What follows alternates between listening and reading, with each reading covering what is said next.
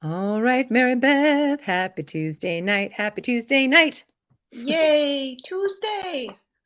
Tuesday night writing group. It's no longer Monday. Yeah.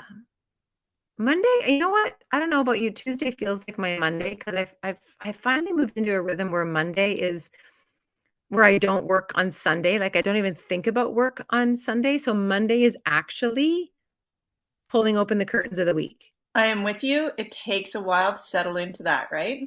It does. And it even, I don't know, and maybe I'm just a Gen Xer, but I actually wake up on Monday morning already guilty that I'm behind, feeling guilty that I'm behind. What? Yeah.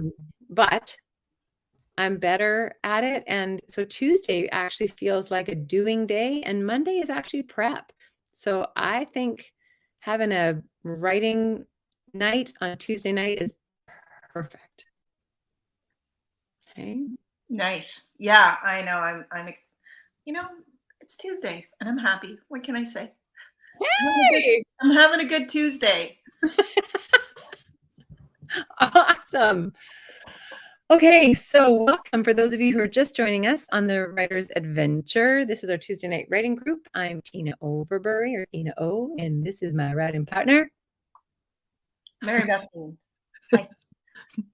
And you have slotted in perhaps 90 minutes to 2 hours of writing time tonight, and we open our writing work together with some reflection of where we are at in this moment, taking a pause to breathe and just notice where we are. And then Meribeth and I have some tips for you. And then we've got some writing prompts for you that you can use or not use. And then you'll go off in your writing time, and then we'll come back and check out. So this is our check-in moment. Then we'll move into some tips. Then you come back.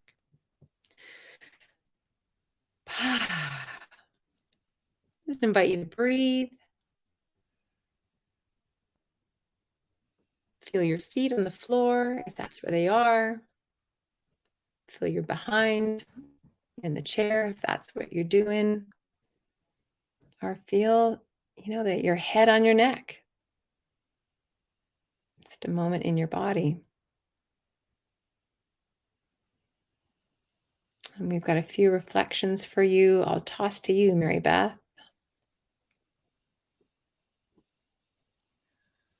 I'm just going to go for a different one right now.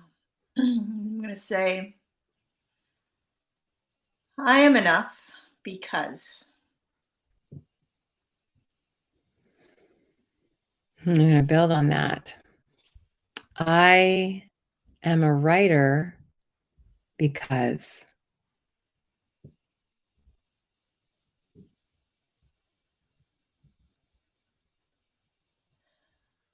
My inspiration comes.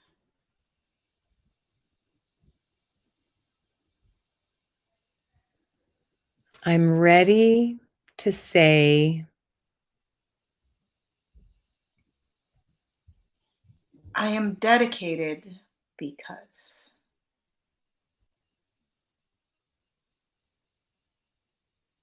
Awesome. Ooh, thanks, Meribeth.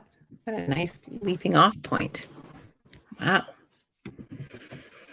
I wonder if this has anything to do with the conversation we were having. Our tips to you tonight as you move into your writing group, writing time, is around structure and choosing a structure and thesis and choosing a thesis and And thesis, it sounds like this dry, boring, horrible, scary word. So I think I should rename the word with something more fun. Because Tina, you and I, we tend to shy away from these things that feel really classroomy, mhm. that made us all hate English class when we were in grade 10. But You know what I think a thesis is? It's actually what we call what we do. I think a thesis is the name of your adventure. It's the adventure you're on. And it's the difference between this adventure versus that adventure. Am I on an ocean adventure, which is more about setting, but you know, when you think about, like, I'm about to go to Ireland, right? And it's not like I just opened up my checkbook and opened up an atlas and pointed and pulled money out. There's a reason I'm going. And I know we think of thesis kind of from a science way, like to prove or not prove, right? But in the process of proving the thesis, the story falls out.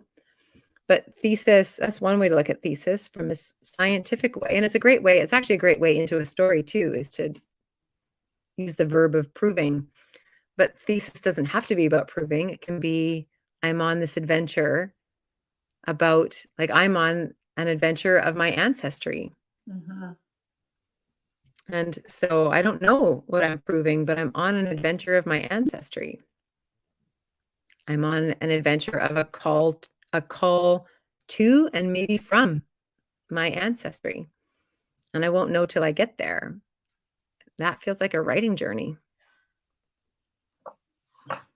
Yeah. Yeah, so it's not like you have an answer, but you have an idea, right? You have the seeds of something, and that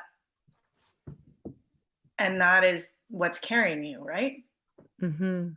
So when we're talking about thesis, maybe we're just talking about that thing that's going to carry you through on your writing. And I think, you know, we've been talking a little bit about some of the writers that we are currently working with and the process we're seeing them in, which is sometimes about kind of tossing out these ideas. Well, I think this is about this. I think this is about this. And every time we meet, that thing, whatever it is, changes and grows. And that's a thesis, right? And it's just that thesis hasn't been grabbed onto yet. Mm-hmm. And people have different ways of doing that, which you really did a good job of explaining that before too. Right. Inside, you know, Tina and I are back on the outside in, inside out kind of thing. And we got here because we're actually in preparation right now of creating a new boot camp that will be available for you. We will let you know about it, and it's the quest for structure, because that is something that comes up all the time with our writers. And as you know, I always say this: sometimes you tell the story, and sometimes the story tells you, and it's the dance in that. And for me, the dance of that is like, it's like living in the in-between for me gives me freedom. Mm-hmm. But for lots of people, living in that in-between does not give them freedom. And so what we're trying to get at is, what kind of structure do you need to write? And what we know, so like we have a writer right now that we're working with, that we would say in our draft structure, Meribeth and I use a 5 draft structure, but before draft 1, you're literally in collecting. You're not even in a draft, you're in collecting. And this person's in collecting. And in that stage, this person wouldn't operate well with a structure, because she's collecting in order for the structure to land. Whereas other people, more like maybe you, Meribeth, maybe? Well, I don't know. I think I collect a lot before the structure lands. Okay. Yeah, it just I don't necessarily acknowledge that collection, right? Okay. Yeah. It's just collection. I'm like, what am I doing now? I'm following my weird interests again. Wonder where this is going. So I think this is where thesis serves us, or adventure serves us, because I wonder where this adventure is going. What will keep you in an adventure to actually writing a piece is that haunt. We call it, like we've talked about this before, the haunt of the impulse, or the haunt of the thesis. So like, I'm currently being haunted by the call to or from my ancestry. I don't have a structure, but I have a call. And so I'm going to be out there exploring or collecting, but I know why I'm going. So that's like the thesis, right? Or the adventure. And what Meribeth and I got to was that no matter what, though, whether you're in the collecting stage and exploring, waiting for it to land, or you're someone who needs to like pick a random structure. And if you're going to pick a random structure, the 3-act structure is a pretty good one to go with. You might need a random structure to open up the gates of freedom, because now you've got something to write in. But the one thing, no matter what, is a structure has to land. It has to. Okay, what if I'm a writer and I'm going, it's not landing, it's not landing? I would say, this goes to me, this is Byron Katie's work, How Decisions Make You, she says. And to me, if it hasn't, and she would say this from a different context, it means if you can't make a decision, it means there's still more inquiry. There's more questions to ask. Ooh, that's so good. That's so freaking good. Yeah. Like, talk about oh man, how much time and shame and guilt and do we weigh ourselves down with for not making a decision? Well, maybe you're not ready. Maybe you're not ready. And I do think it's a partnership, like a relationship. I recognize that there are, we've heard this before, that millennials and Gen Zs and such, they can actually feel super, there tons of anxiety because they actually have so many choices, right? But choices are not questions. A question actually is rooted in something you want, even if it's just an impulse and you don't know what the thing is. But a question is going to take you somewhere. It's going to take you to an answer. If you're on the path of being committed to an answer, the questions are about a path. So if your structure doesn't arrive, it's because there's still more questions to be had about something you're struggling with. Struggling might not be the right word, but it's something you're curious about. Oh, I think struggling is the right word. It is for me. Yeah. Struggling is the right word, whether you're writing or whether you're deciding on what you're going to do with your life. Struggle is the right word, because you're feeling like, oh, something's got to shift.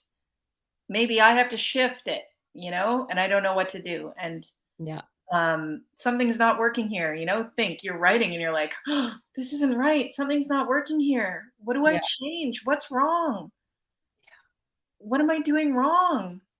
That's a question. And it's good to ask those questions. I always think, especially the hard questions, the really judgy questions, like, what am I doing wrong? Every time you get a judgy question, let yourself answer it. Like, is that all of a sudden the judgment goes away? What am I doing wrong? You'll go, nothing. Oh yeah. And then believe your answers. Or what am I doing wrong? I'm not taking a break. Oh, well, there's your answer. Go take a break. What am I doing wrong? I'm actually looking at the wrong thing. Oh, well, then look at the right thing. Like, anyway, that's my thing. Because some people don't actually have a relationship with struggle like you do, Meribeth. I have a little bit. Some people would use the term grapple. I'm grappling, or I'm juggling, or I'm sorting, but either way, whatever you're doing, you're trying to get to the one, like the one. You're going, that there's a place out there where you're going to feel like you've got 2 feet on the ground. Yeah, totally. And as much as one might enjoy flying or being on a zip line, it's part of the joy of that is knowing that you're going to get to the other side at some point. Yeah. And so as you're on this writing adventure with us, our tip tonight is to know that the structure does have to land. And we just have 2 examples to show you, outside and inside out. And we're making this up because we haven't talked to either of these authors. But my suggestion is that Malcolm Gladwell, just my guess, always starts with a thesis and a structure. Always. Because his books are, I would call them an unbelievably complex one-note book, which is weird. I usually don't get behind one-note books. One-note books are, this is what I'm talking about, and I'm talking about this one thing, period. And how he gets there, he's like, this is like this one, this would be the thesis of in the blink of an eye. In the blink of an eye, I know this. And everything I need to know is in that blink of an eye. And then he goes to prove, his whole book is proving that theory. So it starts with a thesis. Now this one, Embers, Richard Wagamese, he didn't write this, I don't believe. He wrote everything in here, but the collection was curated by somebody else. I think this was put together after he passed away. And now Richard Wagamese is a poet. Poets are great examples of people who might work from the outside in. From the inside out. Sorry, from the inside out. So there may not be a theme or a thesis or a structure. The structure is the moment. The structure is the one poem. And then over time, enough poems or meditations begin to kind of all speak to him and go, hey, this is about this. Did you know for the last 6 months, you've been actually writing about this?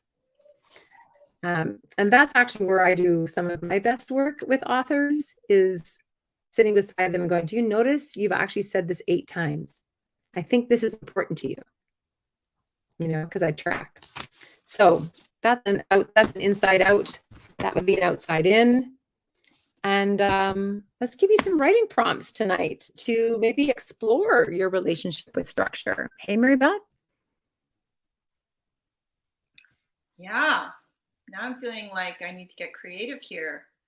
I was really captured by that Byron Katie thing. Okay. Ooh, that's a great writing point. So sometimes writing prompts don't have to come out in paragraph form. They can come out in list form. What if one of the writing prompts tonight is the questions I have yet to ask?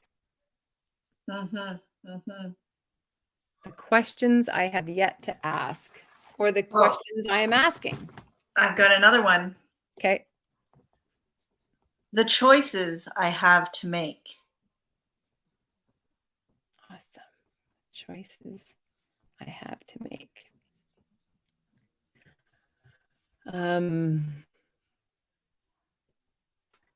want my reader to end up. I say end up because the visual I had in my head is like they roll onto the beach, they tumble on. I want my reader to arrive at the beach of. And I've got another one too, which is kind of, again, based on this visual of landing. I have felt sure in the moment when, or no, that's so wordy and weird. How about,